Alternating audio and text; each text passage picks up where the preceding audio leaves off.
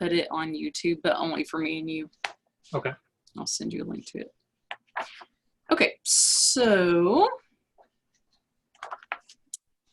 the first thing hi Chad, thanks so much for joining me today. That I'm going to ask you is just to tell me a little bit about yourself and your background. Okay. So, as you know, my name is Chad Grimmett. I'm a recent graduate with my bachelor's in mechanical engineering. To be quite honest with you, I've done just about a lot of different things. Wouldn't say everything, but a lot of good variety. I've worked as probably as you noted from my resume, an HVACR technician, basically performing service and maintenance on HVAC equipment, supermarkets and gas stations. I've worked as a draftsman, working with CAD and SolidWorks. And in my present role, I'm an intern with a company called Integrity.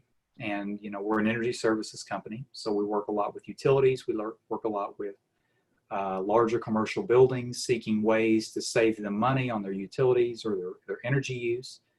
I'm kind of looking to just kind of test the water, just see what there is out there in terms of expanding my career possibilities. And that was my reason for seeking out my applying with K2M Design, is so that I can try that out. And I said K2M Design because I have an interview tomorrow with a firm called K2M Design. So. Oh, okay, cool. Okay, that was really actually good. The only two things I would say to don't do is at the beginning you said something like, I don't remember how you worded it, but something like, I have experience doing a little bit of everything or something like that. It was very vague. And I think it was you're nervous and you're just trying to get started saying something. Yeah. But don't do that. It almost made me laugh, which probably because it's that's my job, is to listen to people do this stuff. So what I would do to not do that. Okay. And the other thing is just a quick thing is just try your best to smile. Even if you don't have to smile the whole time you're talking. I do not do that because I don't think that that's genuine. Unless, I've met a couple of people who they're just naturally smiley people and they do that the whole time they're talking. But realistically, real people don't we don't mostly just sit around and do this all the time. But what I would do is is it on Zoom? Is your interview on Zoom? Yes. Okay, put up next to your webcam or on the side of your computer or something, a sticky note that says smile. Okay. Because it would help and you could even put smile 30 or something to remind yourself every 30 seconds smile. Because when I'm doing videos, I do those little 5-minute videos sometimes for people with giving advice and stuff. And sometimes when I watch them back, I will realize there was not one time the whole 5 minutes that I smiled. I'm kind of a more serious person, unless I'm hanging out with my friends being stupid or something. Mm-hmm. But when I'm talking about serious stuff, I tend to just be a serious person. Mm-hmm. But that can really kill your impression when you're interviewing. I even had somebody one time tell me, and this was not that long ago, maybe 9 years ago, somebody said when I was interviewing, honestly, you seemed so boring that we almost didn't hire you. I was like, what? And if you ask Deborah what I'm like when just hanging out, that is not what I'm like. But when I'm really talking about serious things, I'm not trying to be funny or something. I'm talking about work. You're not being a narrator. You're just kind of a monotone explanation. Yeah, I'm not putting on a show. But in an interview, and you're not putting on a show in an interview, but you do have to remember that you're also trying to make a good impression just on a human level. So just occasionally smiling is helpful for that. Okay. And so to get rid of that, the jitters where you just say something I've done a little bit of all this stuff. I would just that question is one, like, it would help to just practice. Write down your answer. I'm not saying like memorize it, but like write down your answer and actually practice it in the shower or something, like 3 or 4 times, because they will ask you that question. If they don't, I will be shocked. That's just the most common answer. And they might not say, tell me about yourself, but they'll say something like that. Something to the effect. Yeah. It's just the opener for every interview. So. And if you hear clicking, is that okay if I'm taking notes in OneNote? Is that okay? Yeah. Yeah. Be sure and smile in the interview. Tell us about yourself. Do not say I have a little experience in everything. Make it natural. It's almost like you want to have a branding statement or an elevator pitch. Mm-hmm. And that's what your response is to that question. But not so smooth, you know. You don't want it to sound rehearsed, but that's basically what you're doing. Okay, fair enough. Okay, so another question, which you answered it loosely, would be, but I'm going to ask you it again, is like, why are you interested in working for our company? Well, so I have background and experience in basically my entire life in the HVAC industry. And not just in HVAC, but in things related to the trades, the MEP systems, mechanical, electrical, plumbing. My father was a refrigeration, or is a refrigeration mechanic, and I kind of didn't have much choice but to adopt it and learn it, which was a good thing. And since then, in growing my career professionally as an engineer, I've gotten the chance to, with integrity, learn even more about it from a different point of view. But the one thing that I've never done is work specifically in a design atmosphere. And when I say design, I mean specifically with designing MEP systems, designing HVAC systems. And I'm really looking to get into that. I believe firmly that to really be successful and to enjoy your work, you have to do something you enjoy. You can't just do something superficially. And so hence that's the reason that I'm looking to change and like I said before, test the water a little bit. Okay, that's good. That was a really good answer. The only thing I would say to add to it is just say something that's more applicable to, like, complimentary about what they do in regards to what you're talking about. Because I know that you're probably saying that stuff because that's the kind of work that they do, right? Mm-hmm. So say that, though. Mm-hmm. Like, say, like, I've researched all the work that you do in regards to designing HVAC systems, or whatever. But say that first, and then say, my background is in, like, installing HVAC, whatever. I don't know all the terminology, but, you know, like, you could say, like, I've done the, like, hands on the ground or whatever, feet on the ground work, but I haven't done the design work. And so I'd really like to get into that, or whatever. So essentially, it's best to speak about the role itself or company. Yeah, like, just basically make sure, like, it's good to tie it into your interest and your passions. What you said is good, but make sure that to start out with that it's about them, because when they say, why do you want to work here? Yeah, they care about your interests and your passions and your skills and stuff, but ultimately everyone cares about themselves. They want to know why you want to be there, but they want to know how it benefits them or what it has to do with them. Mm-hmm. I see. Yeah, because everybody's looking for a job, but why? What makes you different? What makes you? They want to see that you're personally interested in what they do and in making a difference with them, not just looking for a paycheck. Right. Mm-hmm. Essentially, it's best to speak out the role of the company itself and then delve into your skill. All right. Okay.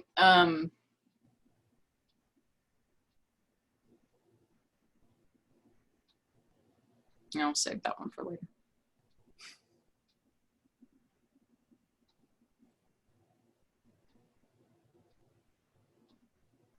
Okay, what is the biggest challenge that you have ever faced as an engineer?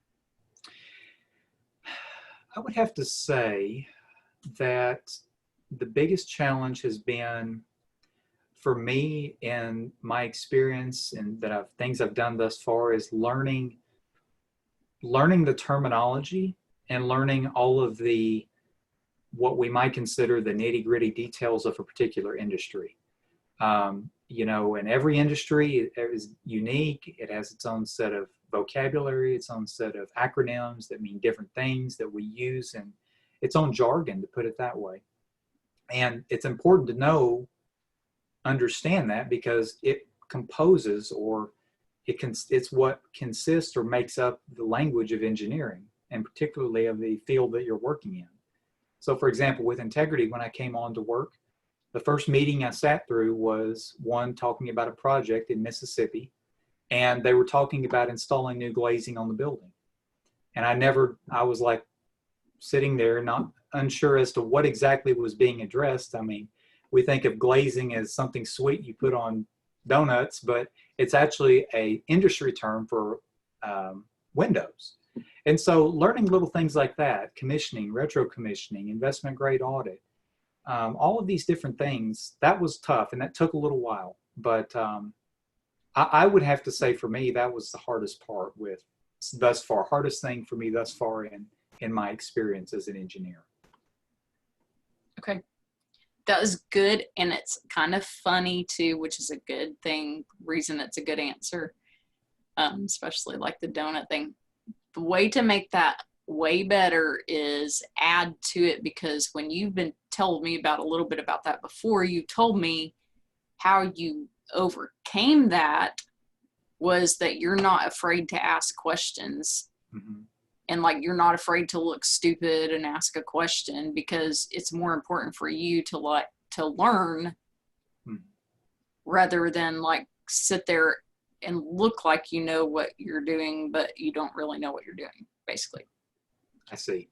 So make sure you say that, because you want to make sure that basically the interview is all about, it's an opportunity for you to constantly feature all of your assets. Every question is an opportunity for you to show them something good about yourself. Gotcha. Sure, and include some.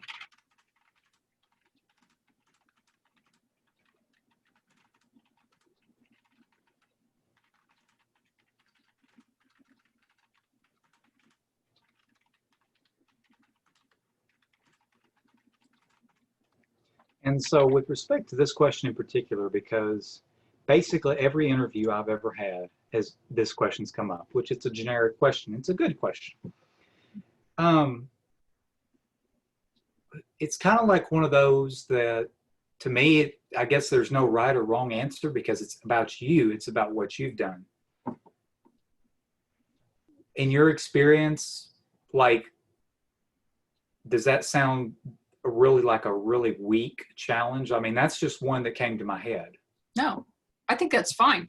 They don't really care what you say, except that it's always like I was saying, like every question is an opportunity for you to either show them something really good about yourself, or you could just tell them, like if you had just said what you just said and dropped it at that, then it wouldn't be like, yeah, you answered the question, but you also missed an opportunity because you didn't carry it on to the point where you explained how you overcame the challenge.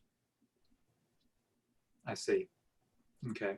And then another thing that people, like a huge fail on those questions also is something that people do is start whining.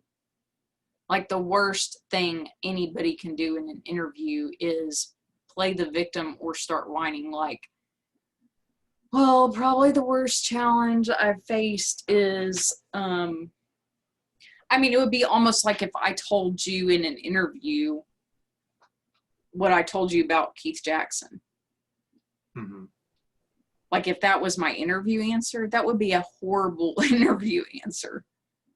Mm-hmm. I mean, like it's one thing to just tell somebody that anecdotally in a private conversation, but you would never want to disclose something like that in the context of an interview. Gotcha. Mm-hmm. Because that doesn't benefit. I mean, it's the truth, but it doesn't show anything good about me. Mm-hmm. I mean, yes, I got through the year, but so what? Mm-hmm.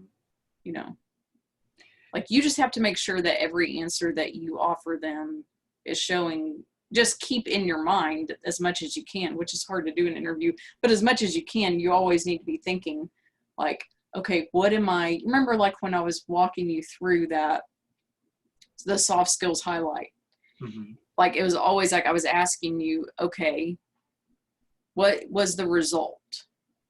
What was the outcome of this then? What was the result then? You did this, here's your example, then but what was the result? So that's kind of like for every interview question that you're asked, you just want to keep thinking that because that's what they're listening for. Mm-hmm. Okay, I see. And the answer needs to be obviously a neutral answer, not like you said, objective or contradictory or negative towards anyone or anything. Just keep it, on a level playing field, basically. If possible. I mean, and there were some, like, I mean, I compiled questions that are like common questions that engineers are asked. Mm-hmm. And some of them are just normal common interview questions too. But sometimes, they'll ask you things like one of them is, do you ever lose your temper when you're working? And if you do, how do you recover? I mean, how do you answer something like that honestly if you do lose your temper when you're working? Mm-hmm. I mean, I'm not really I am very much an even-keeled person, so that would be easy for me. Mm-hmm. But my stepdad is like flies off the handle. And he was way worse when he was younger. And so I don't know how I would hate to get that question if I was him, Mm-hmm. Or like I've had clients, executive coaching clients who own businesses and they just have probably could benefit from anger management Mm-hmm. coaching, but they won't do it. But we've had to do conflict management and conflict prevention coaching because they have such a problem with it. I mean, and that, I guess they could make that their answer, like that they've had to get help, and learn how to like walk away when they get too angry and calm down, or like figure out how to walk, So there's different things you can do to at least show that like you're kind of like we were talking about, one of your strengths is that you're willing to learn or willing to grow. So yeah, you want to put things in as much of a positive light as possible. Like one of the things that I think that they could throw at you is something like, why don't you have more engineering experience? Or why didn't you work in the engineering field when you were in college? Why did you work in HVAC instead of engineering? So what will you say if they ask you that? Well, put simply, jobs are not always something, and internships particularly, you don't always have the luxury of choosing. And I really avidly tried while I was in school to get as much relevant experience that I could possibly get directed towards what I really wanted to do, where I wanted to see myself grow professionally. But in the end of the day, when you're entry level, when you're new, you have to do what you have to do, and you have to be patient. You have to wait for that opportunity to come. And so that basically, that's why I unfortunately don't have more of a broad experience in engineering than I do have already. That's a good answer. And another thing that I would say if someone puts you on the spot and asks you that is that I would play up the strengths that you do have, which are what I would say is, I used to regret that I didn't have the opportunity to get more engineering experience when I was in college and have multiple internships and things like that. But you can talk about like how glad you are that you did get like working experience in HVAC and like hands-on experience in a trade, because that helps you also like, and then like as you go on as an engineer, you're going to work with people and probably manage people who are in positions like that, and that'll be valuable experience for you. So I would say something like that, because that will probably help.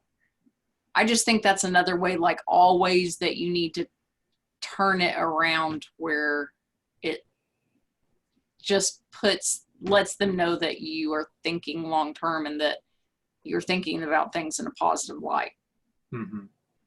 I see. And like, also, go ahead. Just don't let your answers ever fall. Like the last thing that comes out of your mouth, it needs to be positive on every answer. I see. Okay.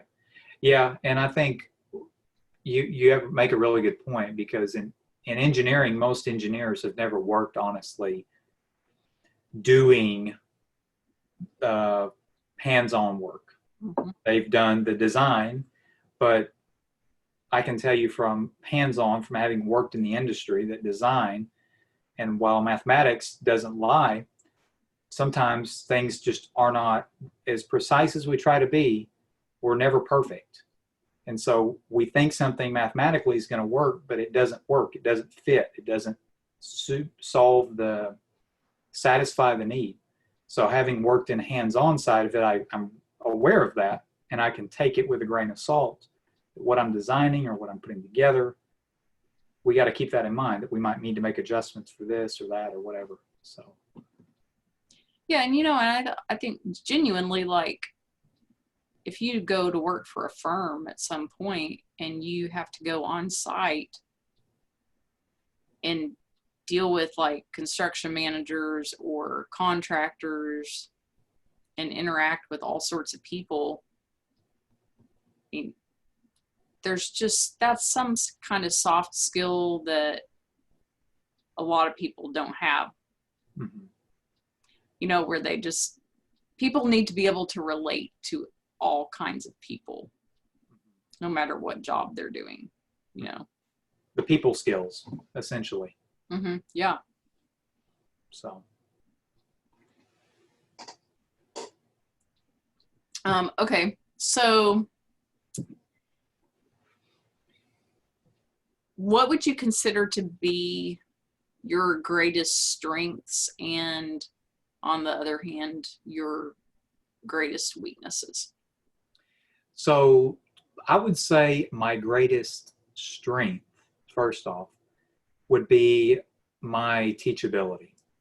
One thing that you can ask previous coworkers and supervisors about is that I'm honest when it comes down to recognizing that I don't know everything, and that I need to seek out the help and guidance of others to be able to effectively not just do what I need to do then, but actually understand what I'm doing, so that in the future I can actually do it on my own, or I can gain that knowledge set to do it on my own or teach it to other people.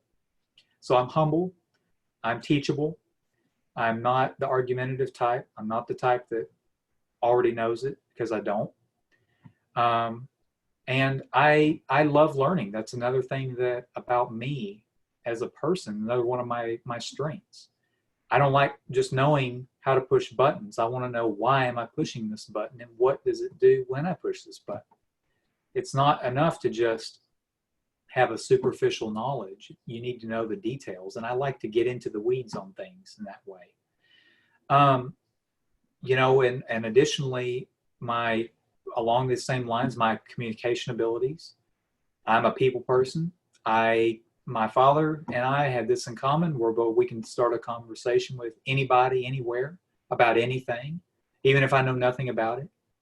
I've been able to, just work with a variety of folks in a variety of industries, and from trade skills up to professional white collar career industries like engineering. As far as my weaknesses go, I would have to say that my biggest weakness, and it kind of goes back to what I mentioned before, going back to my challenges, is that, or I'm sorry, what's the hardest challenge that I've had to overcome? And that is that learning, for example, the terminology and the jargon related to a particular industry. As hard as I try, sometimes things, as for most of us, they don't stick the first time.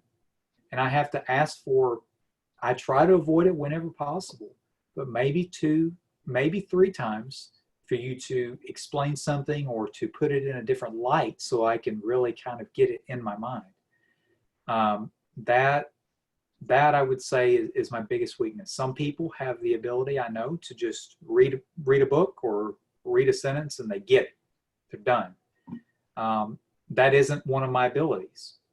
But I've learned how to overcome that. I've learned how to improve in it so that it's not so much I'm depending on other people, but it's rather I have the ability to figure it out for myself and troubleshoot my own problems. That was really a good answer. Like all those parts of it were really good. And they may follow up and say, well, how did you overcome it or whatever? Mm-hmm. And then you can answer that, which is, I think, like you're answering about like developing your own organization system and mm-hmm. note taking and stuff is like perfect for that. Mm-hmm. Which then is just an example of a strength. It's like a weakness of yours led to a strength, which I think is good. So that was good. You get an A+ for that one. Sweet. Okay, how do you handle in the workplace when you make a big mistake or fail? How do you handle that? Well, first off, I want to understand, what did I do wrong? Where did I go wrong? Was it a misunderstanding on my part? Was it miscommunication from someone else to me that caused me then to make a decision or take an action that was incorrect? So understanding that essentially the root cause of the issue. But then from there, actually once I know the cause of it, if it's something that I did, then I want to know, okay, I did this wrong. Now, what do I need to do this better? Or maybe, what can you tell me? What would be the correct mode of action or the correct course of action to have been taken here? And so that this way, obviously, I can correct it the next time. Basically, it goes back to my teachability. I recognize that I'm going to make mistakes. I'm not a believer that I'm above making mistakes. We're all human. And so it's not a matter of, we want to avoid making mistakes, but it's how do we bounce back from it? So I'm patient. I demonstrate patience. That's how I deal with my mistakes and learn from them. So not just to get through that one project or that one problem, but to not repeat it. Think about it in the long term is what I try to do. Good. That's a good answer too. Okay. Tell me about an example of a time when you have had to motivate others, whether it was someone you supervised or maybe a team member at work. So I guess in college, kind of a little bit of different scenario. Well, in college, in my senior year, we were doing our senior design project, and essentially the project was, the workload was split between myself and 3 other people. And we delegated to one another the tasks that were going to be done. But as in most engineering fields, one does not just merely work alone independently of everyone else. It's a team effort. So the same goes for this project that we did. One of our team members, good guy, but just a little bit didn't quite take the initiative in certain things. His work, I needed his work in order to do my work. So the fact that he was behind put me behind. So because we were friends, I was able to talk to him one-on-one. I was able to try and speak with him privately and see what it was that was the holdup, what it was he needed help with, what it was that I could do to maybe help his job be easier. Because again, I mean, the project was going to land on all four of us. It was either we all passed or we all didn't. It was a collective team effort. So I tried to lend him a hand in that way. And again, give him the push, if you will, that he needed in order to be able to do it. So I would say that's the event that I can think of that stands out to most in my mind about how have I motivated someone to action to be able to accomplish the task at hand. Good. It's really good. And I like how you, like on that answer, it's good that even though you couldn't think of an example at work, that you just jumped straight to an example from your senior year, because a lot of times people, if they are recent graduates, will hesitate to do that. Like they are almost embarrassed to do that. Mm-hmm. But it's good that you didn't hesitate and you just did it like, oh, well, let me tell you about this, because it looks worse, like to show insecurity like that. And it's better if you're just confident, you just go with it, Mm-hmm. Almost no matter what the situation is. I mean, it's not cocky, it's just like, it's okay to explain, well, I don't really have an example for work, but I can tell you about this time in college, like you did that. So that was good. Do you think do I dance in circles too much with my answer? No. I try to be direct, but I also try and give detail, and it kind of comes to me a little slower, I guess. No, I think it's fine. Okay. It's good. Yeah.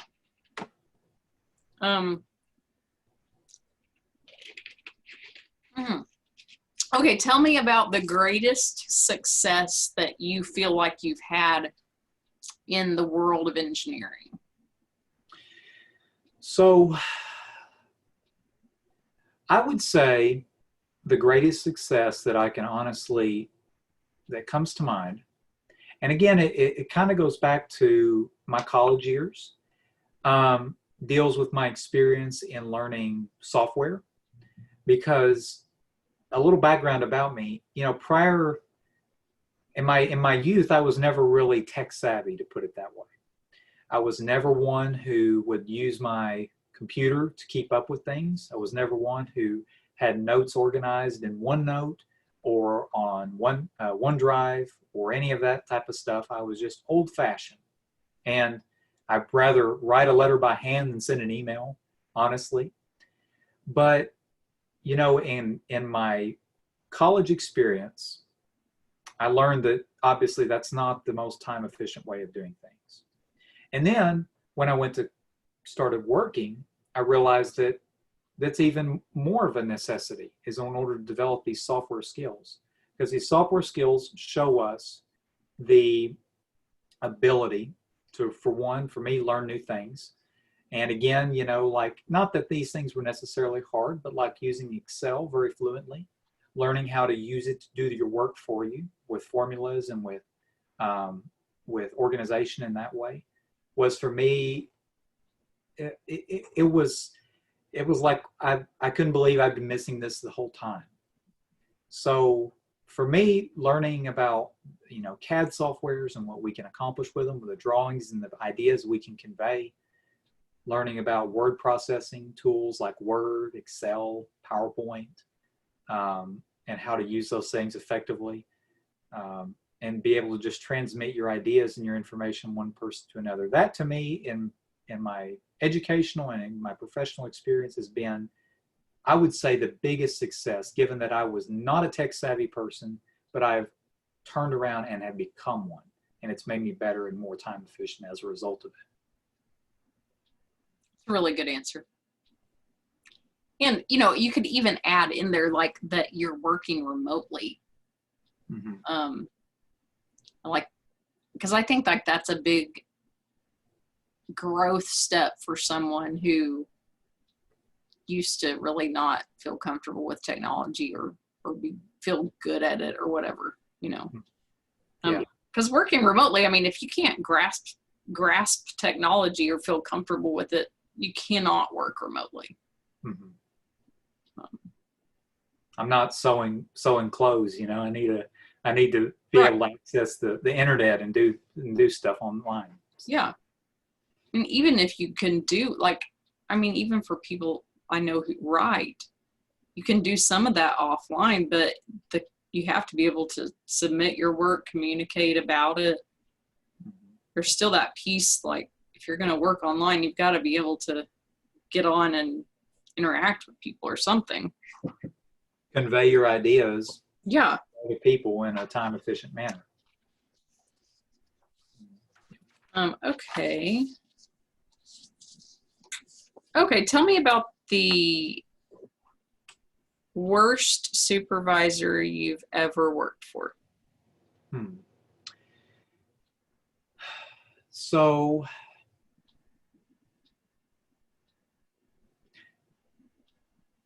okay, just this is one, I've never been asked this kind of question before, but I've sort of been, like time when I dealt with conflict or with someone who gave me troubles in work. Yeah. I mean, other than the example I just gave of my senior year, I'm going to be very honest, and I don't know if I think partly I'm blessed and I haven't experienced that yet, but I really, in my working life, I've really never had a super conflictive and been in a conflictive environment. I've never really had anybody I just hated working with or that was just pain in the butt. And fortunately, my supervisors have all been great. So is it honest? Is it okay? Because I'm trying to be honest. I've really never experienced that. I've never had a bad supervisor. None that to me were bad. Have you ever had a professor who was really tough? Well, okay. There you go.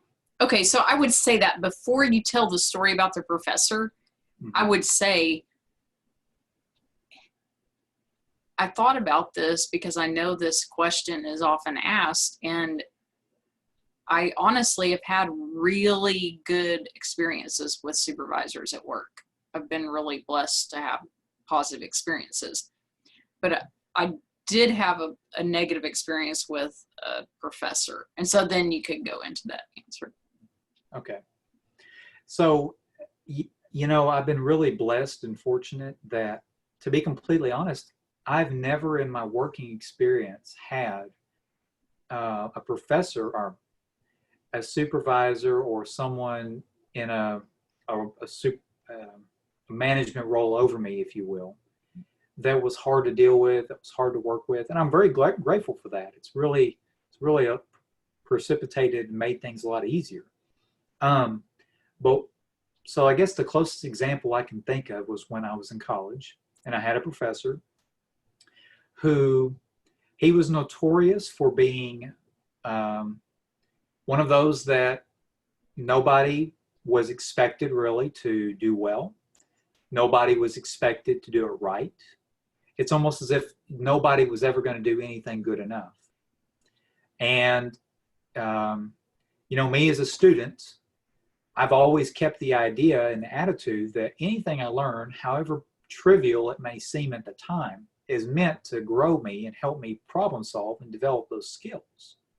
So I took that attitude, or I had that attitude with respect to his course. And so when I had questions and when I was trying to get it right, when I was trying to understand what I was missing, and would go to his office, one of the things he would always give us were these packets with a little bit of an explanation and then our homework attached. But the packets offered very little to no true guidance in the things that I was deficient in or for anyone else. And when you would go to his office and you would speak with him about it one-on-one, he would tell you that he either covered it in lecture or that it was in the packets, which it wasn't. But nevertheless, it really taught me how to endure, how to get through it, how to just be able to work with people that honestly they just made things way harder than they needed to be. That's an example that I can think of that comes to my mind, where again I've had to deal with somebody who was in a role above me, and it made things way harder, way much more difficult than it needed to be. Okay, I think that's a good answer, because it is important on those answers. Like, they are kind of, it's almost like a bait for people. The whole reason I think that they ask those questions, I will say in most situations, they want to give you the opportunity to showcase the good stuff about yourself. Except for those few questions like that, what they're doing is weeding out the crazy people. So they'll throw a question out like that, and if you're a crazy person who wants to rant and rant and rant until, like, that's an opportunity for somebody who has a grudge this big on their shoulder to talk about it for 20 minutes. Mm-hmm. And there are people who will do that in interviews. Mm-hmm. And talk about all the bad stuff and not take any responsibility for anything that they did, or never get around to saying what they learned from it, and that kind of helps you see, like, okay, that's somebody we don't want to hire. Mm-hmm. Yeah. Like, wow, he did that as a revenge, or he got revenge or something, wow, mm-hmm. That's not good. Okay. Good to know. Here's another one for you that's kind of like that, but not quite as bad. So what's the most difficult project that you have worked on, and how did you get through it? So I would have to say that for me, the most difficult project that I've worked on was when I was in college, going back to our senior design project. One of the tasks that I was delegated was conducting what's called an engineering modal studies, which is basically a study on the vibration of the object that we were trying to build, the device, to see how much it was going to vibrate before we build it. Because if the vibration was going to be too excessive, then we don't want to build it, or we want to modify our design in some other way. And so, I'd taken a vibrations course in vibrations and dynamics, but it was an introductory, entry-level course to the subject matter. I definitely did not come out of it as an expert in vibrations. But it was really difficult because, again, this is a team effort, and this was my responsibility. Everybody else had something else they were doing. Everybody else was busy with something else. It wasn't their problem to help me. And, that's how we worked. So needless to say, I honestly spent hours and hours researching the vibrations and vibrations textbooks online. And I consulted with several professors in the Department of Mechanical Engineering who had backgrounds in dynamics. One of them, first one I went to, very knowledgeable guy, but he was more material science, so he didn't have that much more insight into the subject matter than I did, honestly. But subsequently thereafter, I went to another professor who did have knowledge and did have some background info about it. And, he kind of told me what I was hoping not to hear. He said, really, this is a deep subject and you need a graduate level vibrations course to really understand it. But I took the little bit he could give me apart from that. And I also used online forums like YouTube, as well as several other simulation forums for ANSYS to conduct modal studies and simulations with our design. And then using his information, our results, analyze it, and basically figure out if what we were going to do, what we were planning to do would work or not. And I say that was really hard because it was one of those moments I really had no idea what I was doing. I was going into it blind, trying to just figure out as I went. And I was able to do it, and our result was usable. So that was probably my most difficult challenge, to put it that way, that I had to overcome in that sense. Good. I think the good thing about your answer there was that you didn't give up on it and you went outside of yourself for help. So if you get that question again, make sure that you add those things into your answer again. Okay. Like being willing to go and talk to those, and not just online either, because I think that's kind of a common like stereotype with your generation, is like, all those kids, all they do is Google stuff.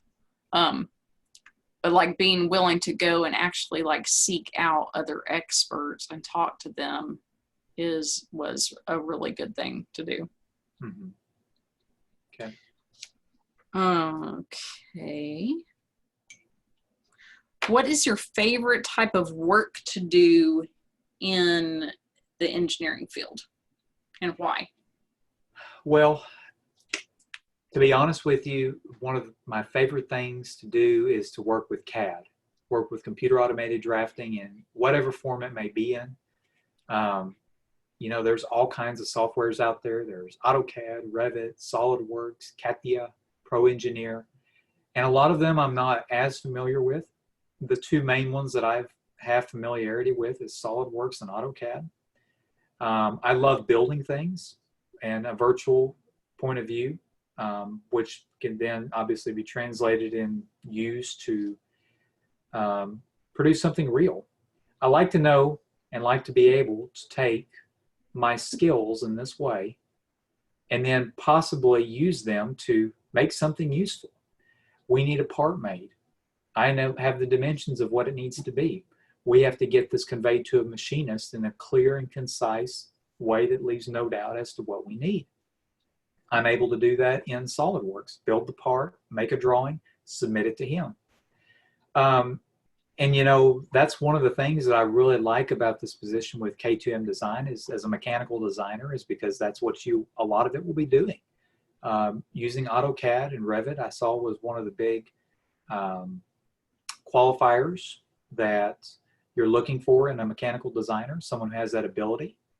I don't know everything about the softwares. Every time I use them, every day I use them, everybody I work with that uses them teaches me something I didn't know before, a shortcut or a new technique. So for me, that's been my favorite thing in the engineering sector, is being able to do that type of work with that type of software and make drawings and designs in that way. Good. I just had like flashbacks to selling Revit when you were talking about that. Like Revit, MEP, and all this stuff started like going through my head. I was like, get out of my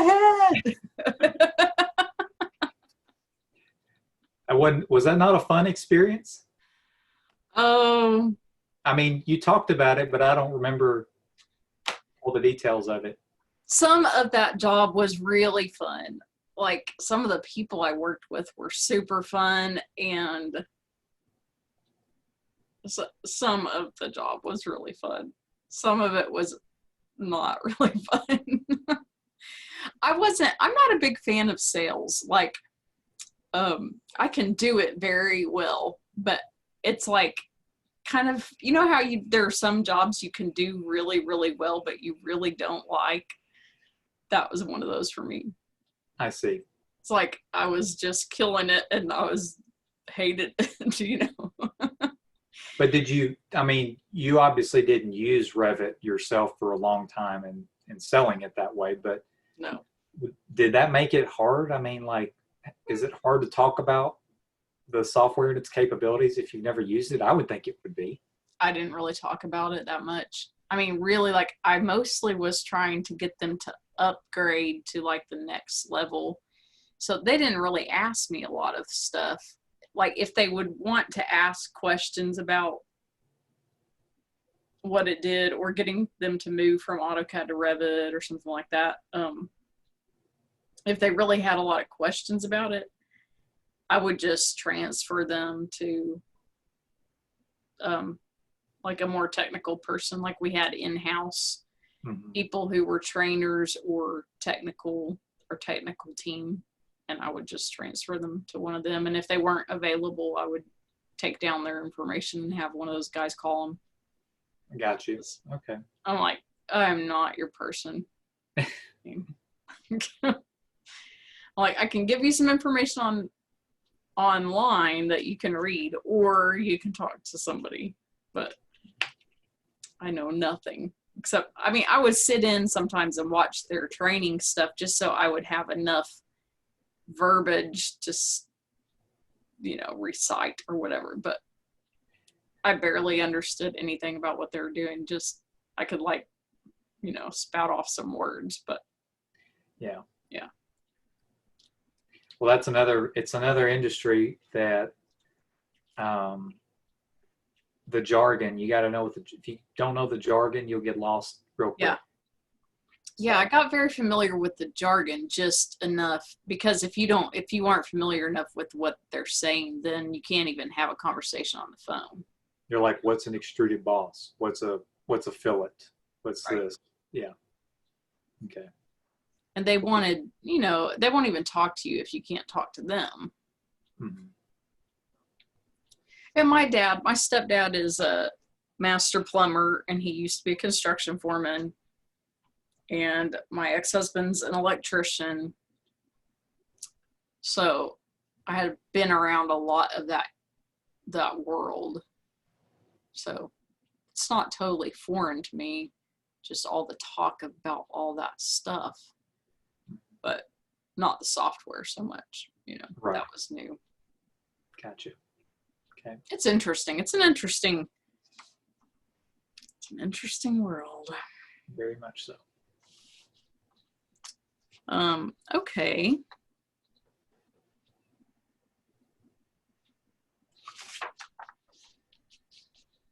Okay, here's a good one for you. What do you do to manage your time and stay on schedule, especially since you work remotely? Mm-hmm. And how have your time management skills improved since you graduated from college? So, in terms of being able to manage the projects that I'm working on or developing in a timely manner and fulfill my deadlines, basically, I create a mental list of what are my present tasks, what are my present projects that I'm working on, and what is the phase of development.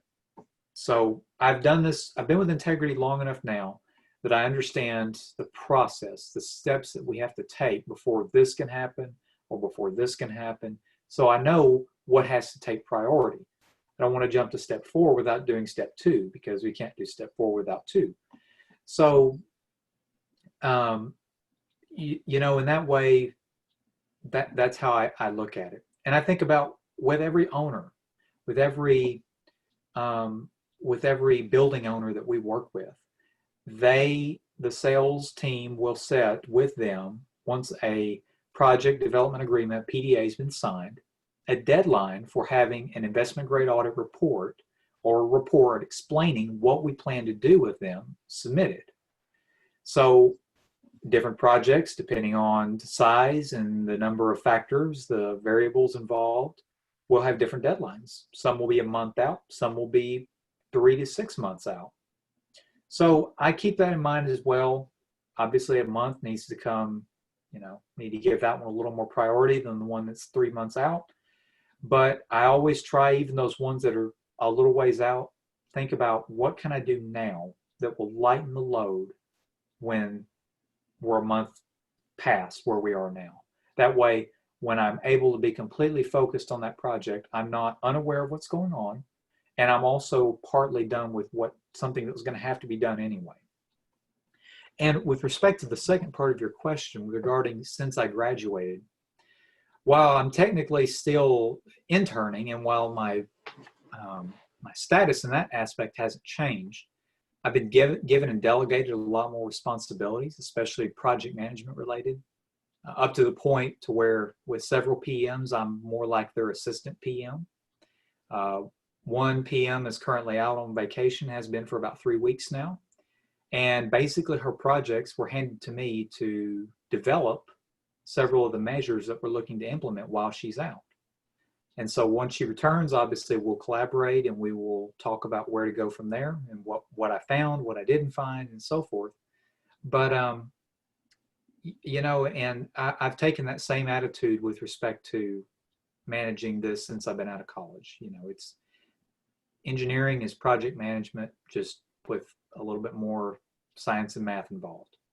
And so just being able to I just try and keep myself aware when stuff due, what do I need to do now before I can do this or that, and who else is depending on me. If I'm my part, other people need me to do my work before they can do their work, well, then I need to get in a hurry and get it done so they can continue, not put them behind as well.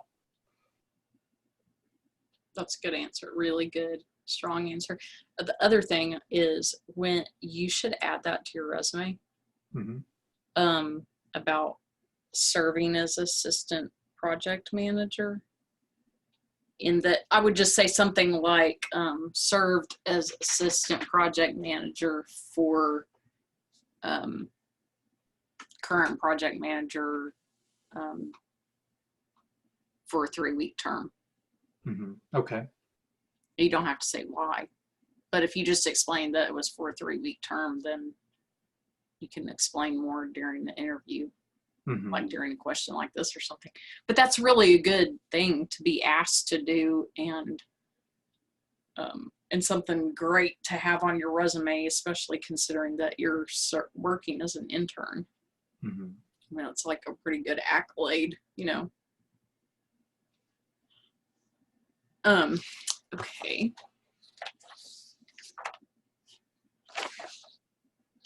Oh, okay, here's a good one. Let me check our time. Okay. What kind of safety procedures or protocol do you have in place? Just sort of checks and balances for when you're on site. So, with respect to site visits and being able to do them, perform them safely, and make sure that there's no misunderstanding or confusion, I never, as is probably good manners, good code of conduct, never show up. I always plan ahead with whoever the POC, the point of contact, is on that project. It could be the maintenance man, and for example, in a school, in a district, could be the principal. One project that I'm working on right now in Mississippi, they have a third-party maintenance company that basically carries out the maintenance there in that particular school district as well as others. And I've established a relationship with him. He knows the faculty better with the district. So usually I'll communicate with him. He'll communicate with the district saying I'm going to be on site doing this or that. And then once I arrive, for example, this last week I was in Hazelhurst, Mississippi, and I checked in with the admin building, checked in, let them know what I was doing while I was going to be taking photographs. Especially when you think about schools and taking photographs, you need to be very clear about that. Make sure there's no misunderstanding who I was with, what I was going to be doing. And even more so now in the midst of the pandemic that we're experiencing. This has been more so because I'm aware that, given the circumstances, anyone could be infectious and potentially harmful to other people without realizing it. So I have really taken a personal interest in my daily life, working as well as just in my personal dealings to follow the safety protocols, frequent hand hygiene, hand washing, safety mask, temperature checks periodically. And if I don't feel well, I need to just find out why or stay away until I do feel better. So, but apart from that, under normal circumstances, what I've always procured is communication. Communication, letting people know what I'm doing, why I'm doing it, so that there's no misunderstanding and there's no potential safety compromise. That's really good. That's a good answer too. I think you're going to do great at this. I hope so.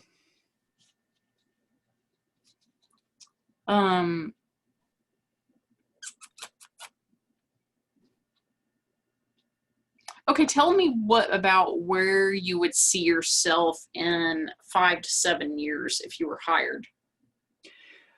So I've thought a lot about this. I really see myself embarking on a long career in the design industry. I have a lot to learn, but I see myself in 5 to 7 years. I think of it in terms of my age. So I'll be 28. I will be by then qualified to take the PE exam and get my professional engineering license. So I plan to do so as soon as that is made available. I really want to just grow in my skill set and to the point of proficiency to be able to teach others. I've learned that the best way to really learn something, if you truly want to learn it, you need to teach it.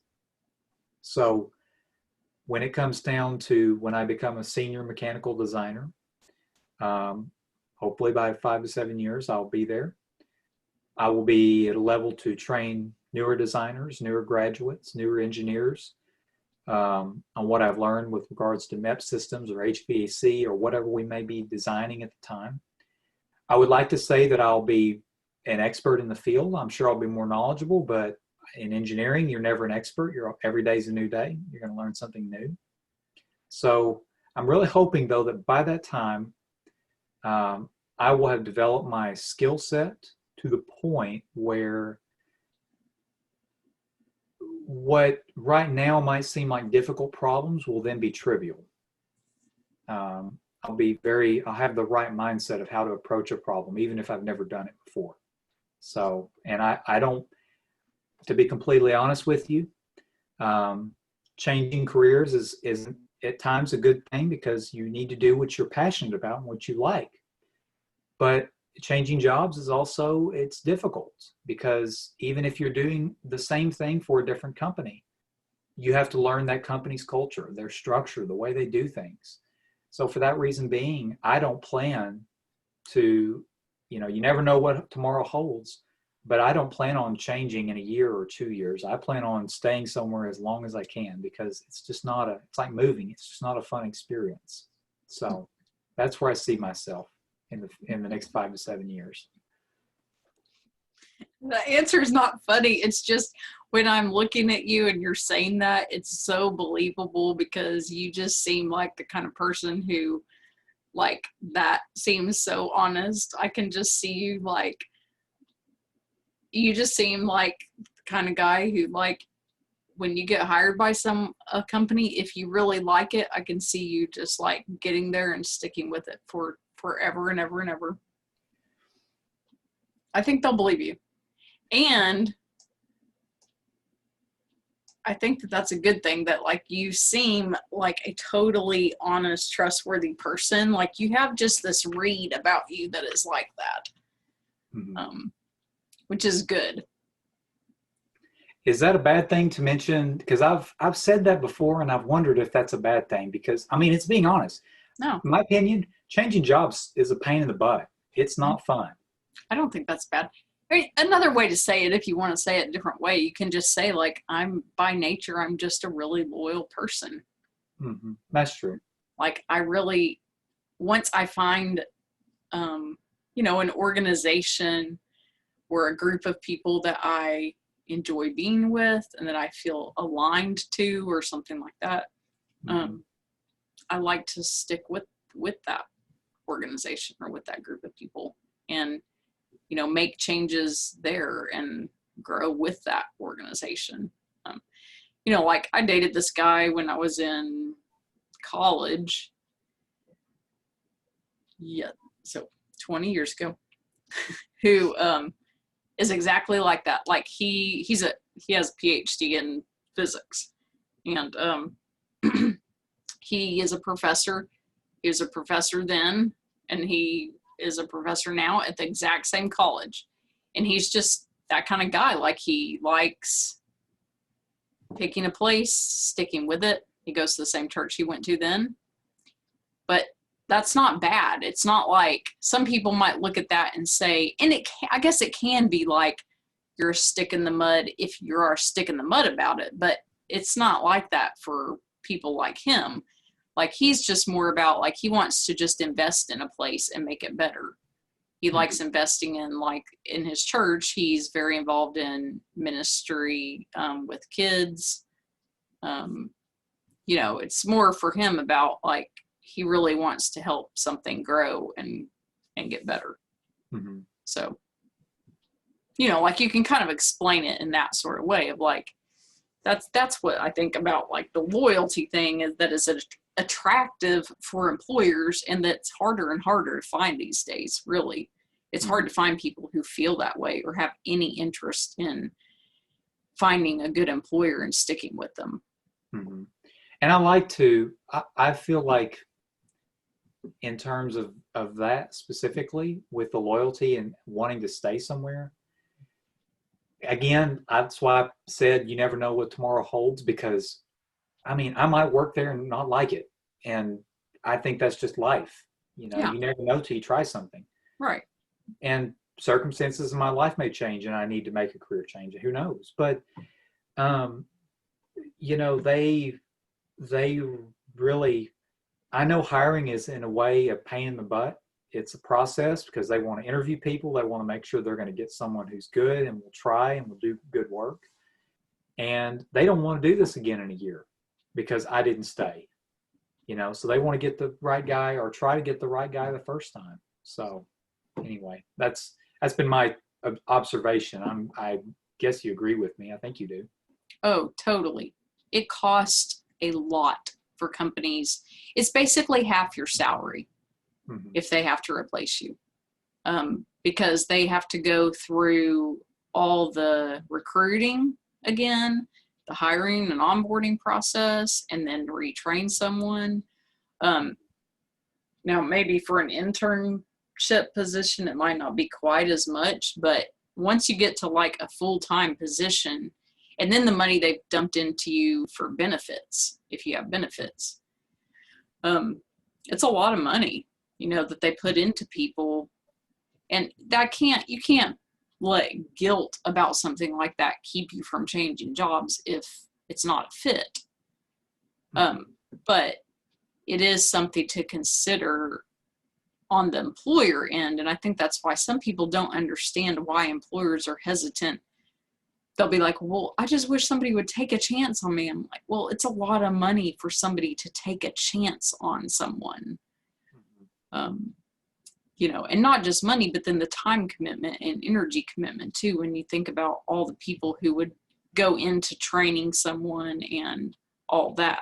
So yeah, it's a bigger deal than people think about, But of course, again, like I was saying at the beginning, when you answered that one question, and I'm like, that's a really good answer, but also make sure to make it about the company and make it about them, because too many candidates are only thinking about, it's about me,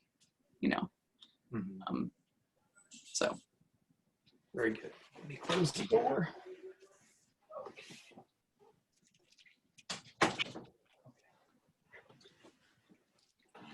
All right. I'm going to ask you 2 more questions.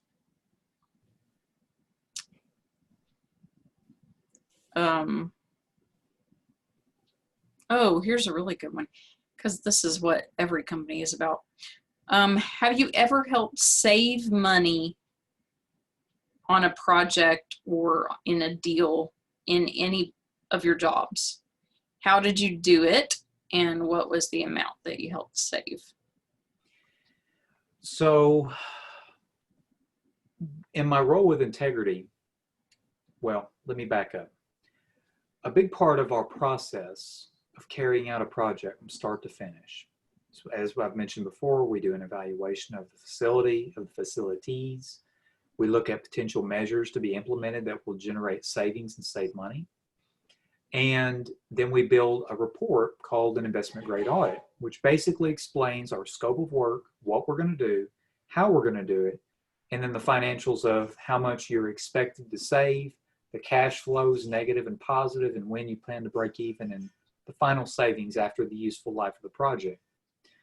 So again, this is a report that we have templates made in Microsoft Word that we copy for every new project we do, and we drop them into the project folder, and we populate it with the necessary information. So we had a complete overhaul about, I would say we worked on it from January until May of this year, of our IGA templates. Essentially, a lot of it is paragraphs that are common to every project. They're just general explanations. But we realize that this is what we're submitting to a building owner, and that what it says matters. So basically I broke every document out in a Word document, in an Excel file. Basically saying, okay, this is water section 3.1 or X.1, this is water X.2, etc. And then broke out inside the cells, paragraph 1, paragraph 2, paragraph 3, for different projects, so that we could look at them side by side and compare the language and adjust it as we feel would be best. And so once we did that, me and 2 other engineers, we would review it, we would consult, exchange ideas, and then that was our new wording, that was our new language. So then we edited the Word document with that new language. This was and has been and will continue to be, now that these templates are done, a tremendous savings in time. Because in every project, basically with the skeleton templates that we had, you had to physically, manually adjust it every time. And it was just not time efficient whatsoever. It was not time savings in any way, shape, or form. And me, as well as the 2 other engineers I just mentioned, we were the ones basically took it over for the company, and we did it. And, you know, from time to time, we still go through and we find things that would be better to do one way. And so we make those small changes, but the biggest part's been done. That has been something that's been significantly positive, because it helps us, again, have consistency, and we don't have to spend the time editing. And to put a dollar amount on how much that saves, well, I mean, put a dollar amount on everybody's time. And the savings are going to be from this point forward for however long we use those templates, which I don't think we will be changing anytime soon. So it definitely has been worth it, and that's the biggest thing that comes to my mind right off the bat. That's good. The only thing you might want to add to that is, you know, you could just say something like, I don't know how long you would say, I would break it down and estimate how many minutes or hours you used to spend editing each time you did a project. Like you could say, you know, like on average, I used to spend 45 minutes each time that I needed to do a project, and now I'm spending no time. None. Mm-hmm. So, you know, like how much is 45 minutes of the average engineer's time worth? Mm-hmm. How much is the company paying, you know? Mm-hmm. If you estimate like $70 an hour or something at 45 minutes times X number of employees, I mean, you could probably come up with a dollar figure. Probably, yeah. Even if you just are estimating and you don't know everyone's salary, but you probably have an idea of how much people are making, that you could just, come up with an estimate. And it would probably be worth it to just estimate that, even if it's just for fun, because, you'll at some point you might be asked a question like that again. So you might want to just review that. Yeah. Because that kind of stuff is super valuable. I mean, even stuff like creating like a little simple, a training manual is one thing, but something like that people can just use as a reference document when they get stuck on something. There's just common things that happen, at work, like technical problems that people encounter, and just taking screenshots to show people like, okay, when this happens, you go here, then you go here, then you go here. Just so if people are having the same problems over and over, why not just create that for people? And I've done things like that before when I worked after being a technical writer. Again, that was like that job that was so boring to me. But I learned how to do stuff like that. That has helped me in later jobs to help out, and to know that you should even do something like that that would help your team out, just to save so much time and hassle for people, So, yeah, and save money. It saves money ultimately, because if you can eliminate 20 minutes here and 20 minutes here and 20 minutes here for your tech support team, then they can use that time to do other things. Exactly.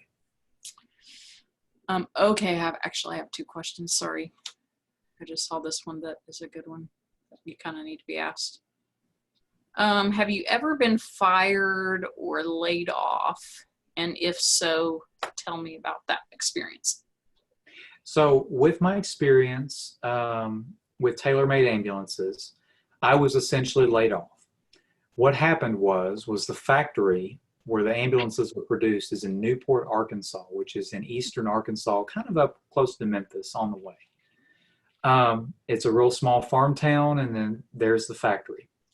When I came on, my hiring supervisor basically said, and as is understandable, not that many engineers or people with SolidWorks experience are looking to move to Newport. So they were having issues getting someone who could create drawings and convey the inside, interior, as well as the exterior of ambulances. So that was hence the reason why I was hired to work in Little Rock. But the problem was that job, if you've ever done any type of design where you measure things and there's dimensions and there's depths and so forth, there's a lot of details that really go into it. And the only way, if you were there in person, it would be one thing to just walk outside with a tape measure to the shell of the ambulance and get the measurements you need, and then go back and adjust your model accordingly. But I didn't have that luxury. I was almost 2 hours away. And then even after that, you have to rely on people sending you hand sketches of what to be made, and then they forget details, and then you have to write an email and wait for the response and update accordingly and so forth. It just wasn't working. So eventually they decided that they were going to find someone in Newport that could better basically overcome that issue. So they moved the job there. And it was at that time that I started to look for different things and came across Integrity and made that change, which in hindsight, I feel like was in the good. Although I liked my SolidWorks experience with TaylorMade, I feel like I do enjoy what I do now a little bit more than what I did then, for sure. Yeah, I think that's good. I don't think that anyone would look down on you for that. It's really just an issue of, I don't even know that you would have to explain all that if you don't want to. you could just say that when you started the job, it was located, the company was located in Newport, and they agreed to allow you to work remotely. And then they decided that they wanted you, the position to be located on site. Yeah. A traditional work arrangement, and you didn't feel comfortable with that. I mean, you wouldn't even have to like tell all the details the thing unless you just wanted to. The only danger sometimes of telling, if it's like anything that could be looked upon negatively, like getting laid off or something, anytime that there's something like that, it's usually better to tell less than more, unless they ask you for more. So like on that one, I would probably lean towards just saying, you know, when I was hired, they told me it was fine for me to live in Little Rock and work remotely.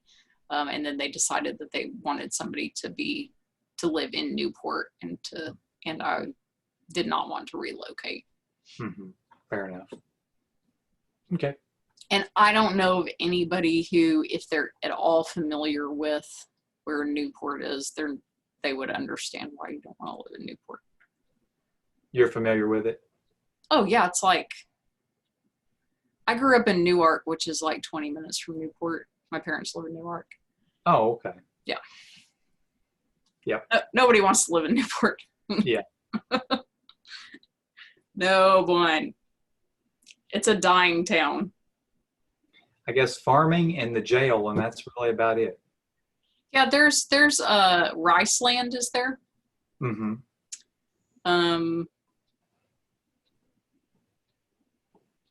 That might be it. At one point, there was like a steel plant there. And that kind of got the town, like everyone thought that was going to save it. And when Riceland moved there, people thought that was going to save it too, but it didn't, obviously. It just keeps going downhill. It's so economically depressed.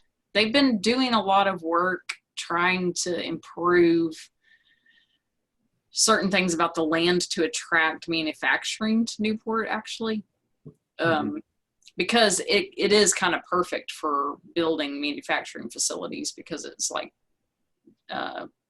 you know, flat, delta-ish. Yeah. And like, what else are they going to do with the land? There's nothing going on over there. But the problem they've had is they can't promise, it's not populated enough. So I think manufacturing facilities have like these certain things they're looking for. And one of them is like a large enough population. Base from. Yeah. So that's been one of the, I think, reasons that they've had a problem attracting large manufacturing facilities. Which people, I don't know. I think manufacturing facilities sometimes need to like look at the big picture too, because we don't have any large manufacturing facilities really, except for Bad Boy and Intimidator near Batesville, and all these other small towns around here. Everyone would drive there to work, because we don't have a lot of large manufacturing, large employers, period. So. Yeah, and when I interviewed for a job in Russellville with a manufacturer called Amcor, I kind of thought one of the things that was going to worry them was the fact that I didn't live right then and there in Russellville. And I was like, you know, from my house, it's like an hour and 15 minutes. And when I brought that up, I was like, you know, in the long term, I'm planning to relocate up here if I'm offered the position. And they were like, oh, don't worry about that. The HR person said, when I started here, I lived in Maumelle and I drove every day. So, you know, we have people that drive from Conway, Menifee, you know, Clarksville, so on. So I was like, oh, okay, well, I guess that's not really a concern, but I wouldn't want to drive that much, but. No way. So. When I used to live between Conway and Bologna, and I never could find a job in Conway. Just the salaries were so much lower. I was offered jobs a couple times and I just couldn't do it.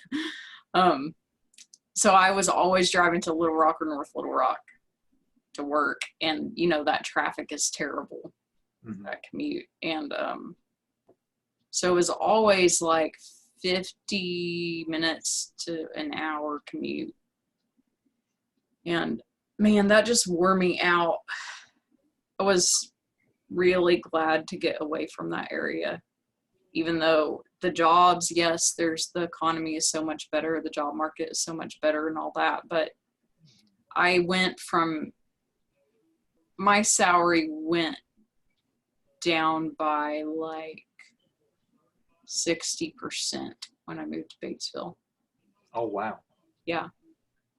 But I really didn't care. I mean, it was kind of humbling, but I was like,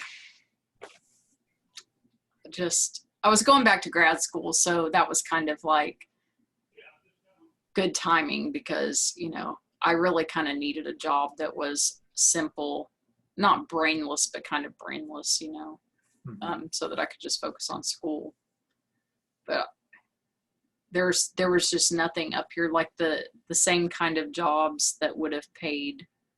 It was like at least a half pay cut, 50% pay cut for everything up here.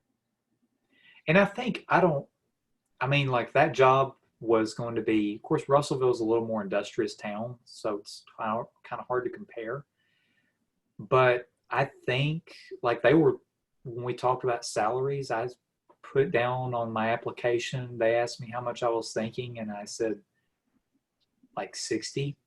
And then every interview except for that one has always brought up salaries in the interview. So I figured, you know, we were getting ready to leave. I was like, so what would we be thinking salary wise? Maybe that was a bad thing to ask, but she said, oh, well, we'll talk about that when we decide to schedule the second one. But she said, you're within our range of what we were looking for. So I say that to say that, you know, I guess in those small towns, I would think cost of living would be a little less, especially if, I mean, I don't know, maybe not. Apartments might be. You never know. I mean, it is like in Conway, it's probably slightly less than in Little Rock. Bologna definitely, and that's why it's called usually like a bedroom community to Little Rock, because a lot of people will basically sleep there, but they don't really do much else there because they drive to Little Rock every day. Russellville definitely probably has a lower cost of living, especially just mortgages and stuff. I figure property taxes is probably less, if ownership in that way, but I don't know. Yeah, probably so. On the salary thing, yeah, I would probably like not ask anything about money unless they bring it up.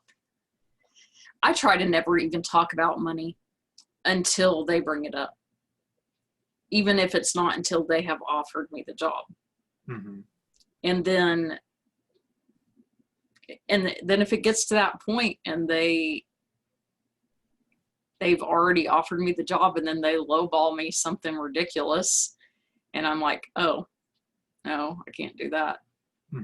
Then I'm like, well, I try to think of it as I didn't waste my time because I just got to brush up on my interview skills.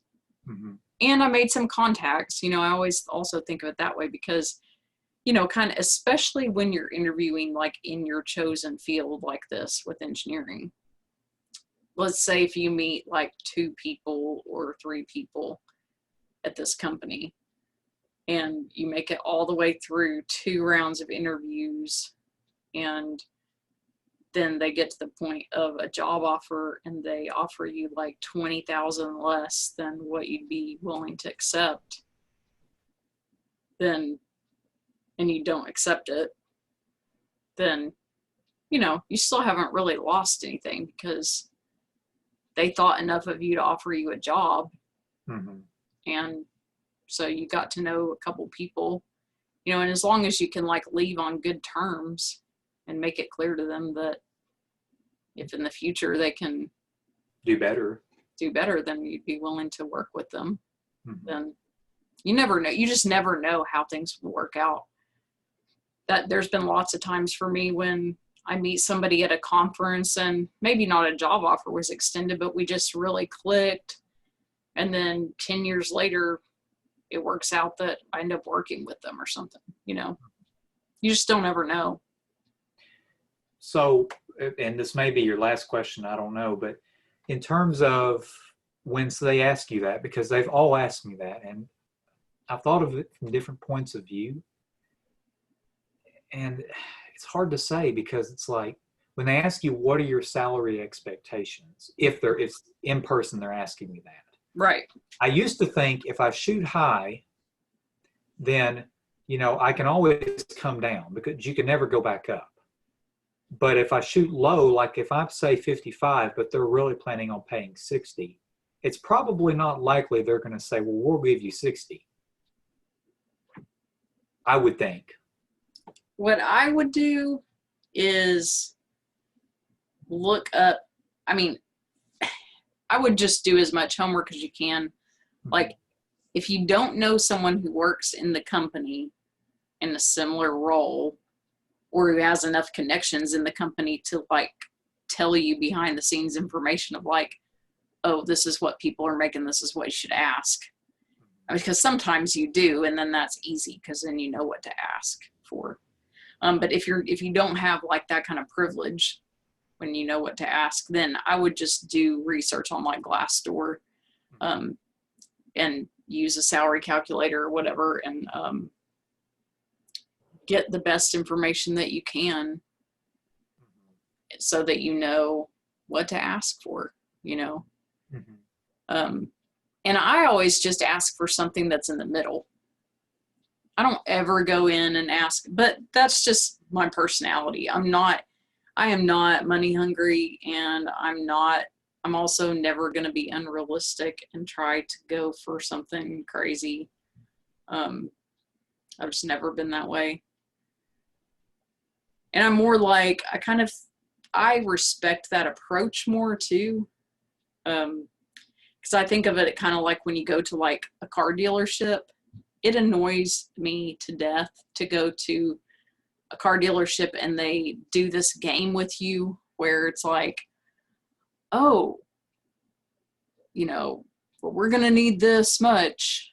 You gotta have this much down, and it's this much. And then you're like, what? No. And then they try to play this back and forth with you for 4 hours before you can ever even like think about getting the car. Whereas like I've bought cars from the Honda dealership in North Little Rock. I don't know how many times, several times, but the reason why is it takes me 1 hour to buy a car there. Because I show up, I tell them like, I've been looking at your cars, I want that car.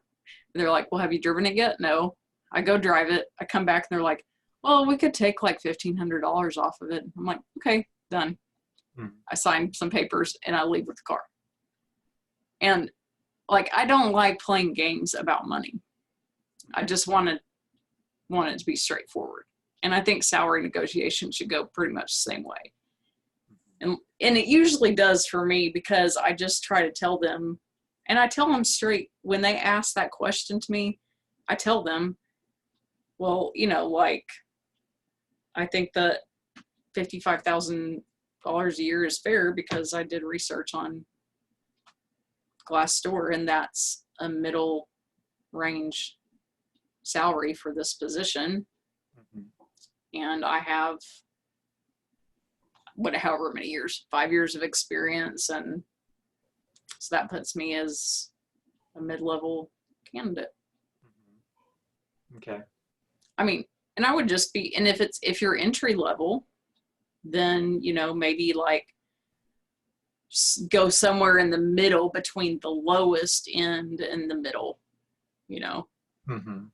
But I would just ask for something that's realistic and fair, and not shoot high, but know ahead of time in your head what is the bottom of what you would accept also.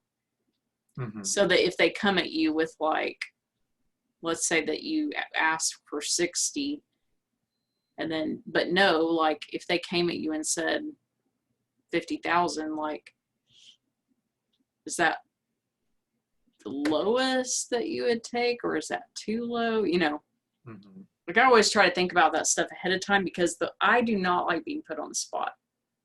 Mhm. And once it's done, it's done. I mean, you can't go back. So, Right.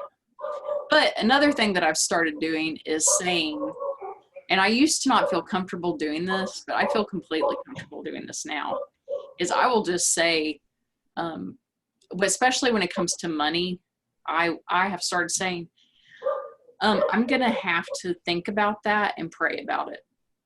And I like to give myself 24 hours before I make any major decisions. fair And enough. I just will not say yes or no to someone. And if they try to force me to say yes or no, like over the phone or in person, then it's not somebody I want to work for. Mhm. If they're that desperate for, or Yeah. they're that pushy. Or that pushy. Yeah. I don't want to work for somebody like that. Mhm. Fair So enough. I don't think it's unrealistic to tell somebody that you need 24 hours, or if it's on a Friday that you need until Monday morning. What in the world can they need to do that they require you to say yes on a Friday at 5:00? I mean, Yeah. so And so lastly, but would it be inappropriate to say, I'd really rather you make me an offer and just see what they say? I don't ever say that because I feel like that puts you in that game role. You can say if they ask you in an interview, what kind of salary are you looking for? What you can say is, I'm really at this point in my career, I'm trying to be open-minded about salary and not make that the thing that I'm focused on primarily. You could say something like that and try to like leave it where it's open-ended. Mm-hmm. Or you could say something like, I'm really open to negotiating salary. Okay. You could just say that if you want. Mm-hmm. That would work. Yeah. For sure. Okay. Good. All right. Do we have one more question, or is that it? That's the only ones. The only thing I was going to say is, which you don't have to run them all by me, but I would definitely make sure that you have at least 3 questions ready for them, because they'll always come back and ask you, like, do you have any questions for us? Mm-hmm. And I would make sure that they're very specific about like the position or the company. Mm-hmm. So one of the things that I always ask about that matters to me is what's the possibility? How do raises work? Because, for example, granted, again, I'm an intern, but I got my degree and I got my EIT license, my EI license, which is basically a big step in engineering. But I'm way more skilled now than I was when I started. And I was told when I got hired on, because I asked that, I was like, what are the possibility of raises? And they said, well, most of our interns, once they graduate and they look for a job, if they want to go pursue other things, we usually give them raises and, something to help them along. And then when I graduated and I brought that up to my supervisor, he didn't like just say no. And he gave me a really kind of, I felt, low budget excuse. He said, well, which was contradictory to what he previously said. He said, well, given that you're planning on pursuing other opportunities, we don't see the point in investing more money in you. And then they've been giving me more responsibilities and asking me to do more, which is kind of like, I'm doing it because I want the experience and I want to honestly say I've done this.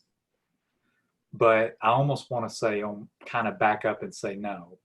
But anyway, so that's one thing. I always ask about benefits. Do they have 401k? Because investing to me, I'm a big investor. And professional growth. If I want to go get my master's part-time, do you pay back for textbooks? Do you have tuition assistance? Do you have, when I pass my PE exam, will you pay for that? That's the one thing they did do at Integrity is they paid for my exam when I passed it. So that kind of stuff. That's the stuff that jumps out to me. I don't know if those are the kinds of things you think about. I think those are fine, but I would add to that list, like try to add at least 2 more questions that are specific to, again, like company or job centric, that have nothing to do with you, but that show that you have like a vested interest in them. So stuff like something like, can you tell me a little bit, if I'm hired, can you tell me about the team of people I'd be working with?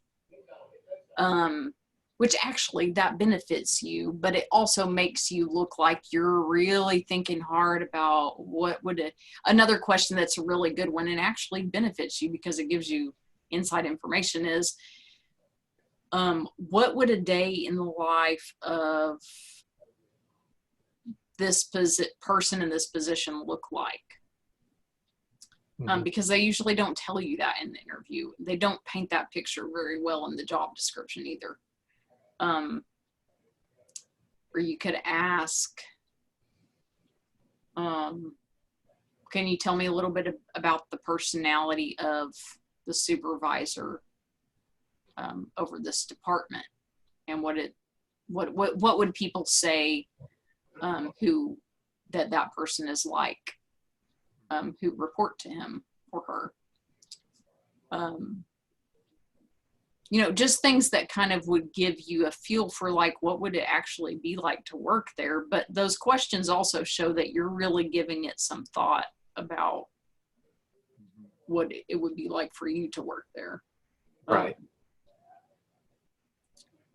And you could also ask things that are project specific, like, can you tell me about some of the best or most exciting work that's going on within the company right now? Or where do you see like the company going, the direction of the company going in the next 5 years or 10 years? Like what's like the outlook for the company in the next 5 years? If you have anybody who's on like senior level representative for the company, they'll love that kind of question and sometimes go on and on and on about that.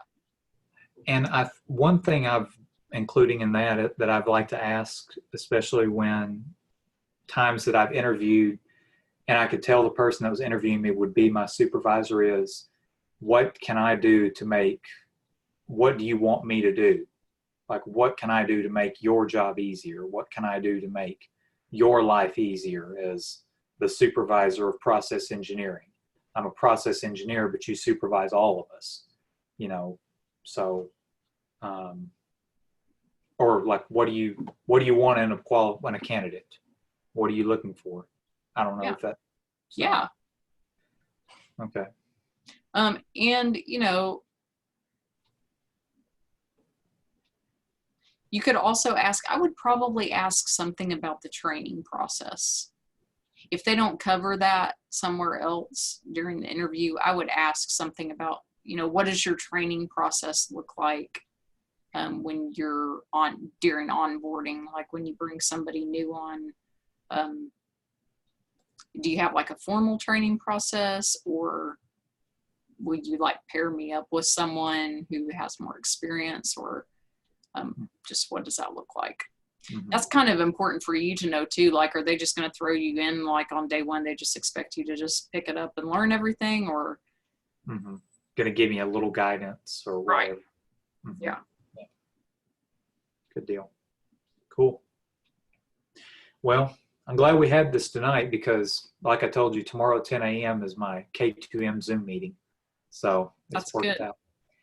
They called me Friday and were like, so we got your application and we would like to set up an interview. When would be best? And so I almost said Tuesday, but then I remembered we had our appointment tonight. I was like, let's do Wednesday at 10 a.m. so we can get the most out of it. So yeah, you'll do great. Yeah. I'll pray about it and just, what more can you do, right? Yep. Well, you did everything because you did this. Yeah. Pray about it. Get a lot of sleep. eat breakfast. You'll be Mhm. fine. Be focused. Yep. Yep. So, all right. Well, thank you. You're And welcome. I guess I'll let you know how it goes. Just keep you posted. Yeah, email me and tell me how it goes. I will. Definitely will. Hopefully they'll bring some of those questions up. So, It'll be probably like everything except what we talked about. No, I bet it'll be a lot of the same stuff because those are all like pretty common. have you worked with a lot of engineers, like coached very many, or not really? Yeah, I have. And in a lot of people who were just in like that STEM world too. I did like this presentation actually 2 years ago at a conference with a friend of mine who works for, well, she's a recruiter for this company called Metova now. She used to be a recruiter for Axiom, but and we did it. It was like Gen Z and the tech industry, but it was a presentation for career services and recruiters on basically like what they needed to know to be able to help up and coming graduates to like prepare them for the job application process and interview process, and then to help recruiters to know how to help them like acclimate to the workforce and stuff in those like tech, in all the tech industry, like STEM jobs and stuff like that. So that was a pretty good, that was actually partly a learning experience for me, because even though I'm familiar with some of those fields like engineering and some of those industries, some of those I had never even heard about, but Allison knows all about, like things that are more computer related. That's all the stuff that she knows about. And she could just go on and on, like that jargon, she can spout it off like nobody's business. And I was lost, but it was good. So, would you say most people, most engineers, I mean, like once you get experience and you get a couple of years under your belt, I mean, do they require coaching as much? Especially if they've interviewed people, they probably, if they've grown that much. Yeah, Does that question actually, make sense? yeah, it depends on, it's all comes down with people in tech fields and STEM fields that I've coached. It's been mostly people who struggle with soft skills. And like with resume writing too, because a lot of them just, they may be great in their field, but they can't really write very well a lot of times, or like those communication skills, you know. So and sometimes like they may have been with the same company forever, but then they decide they want to switch jobs, and the idea of sitting down with people and having to talk to them in order to get a job is really scary to them sometimes. Yeah, they've forgotten what it's like. Mm-hmm. I see. Okay. Good to know. Very good. All right, cool. Well, thank you again, and we'll see what happens. Yeah, let me know how it goes. I will. Okay. Definitely. All right. Good night. Good night. Tell your parents I said hi too. I will. Okay. Okay. Bye-bye.